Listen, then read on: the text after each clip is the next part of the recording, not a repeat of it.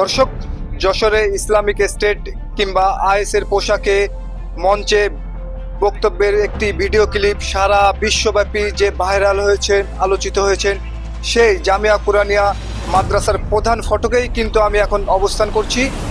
আয়োজকরা বলছে এটি একটি যেমন খুশি তেমন সাজের একটি মঞ্চের ভিডিও ক্লিপ।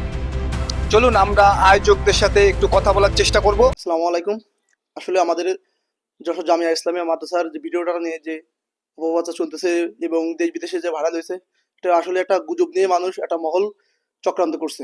আসলে আমাদের যশোর জামিয়া ইসলামিয়া মাদ্রাসার বাৎসরিক প্রতিযোগিতার 2024 একটা প্রতি অনুষ্ঠান ছিল এবং ছাত্ররা যেমন খুশি তেমন সাজো এই অনুষ্ঠানে তারা জাস্ট সেজেছে আর কি। আর তারা সবকিছুই ফেক ছিল এবং বর্তমানে আমাদের দেশের অবস্থা তেমন একটা ভালো নেই, এই একটা মিথ্যে অপপ্রচার নিয়ে মানুষ বিভিন্ন গুজব ছড়াচ্ছে। এটা জাস্ট ছাত্রদের একটা যেমন খুশি তেমন সাজো একটা অনুষ্ঠান।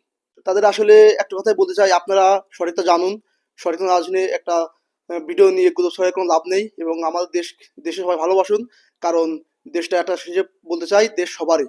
এই কারণে দেশের যে কোনো একটা ভিডিও নিয়ে বিদেশের কাছে প্রচার করে দেশের মান সম্মান ক্ষুণ্ণ করে কোনো লাভ নেই আসলে।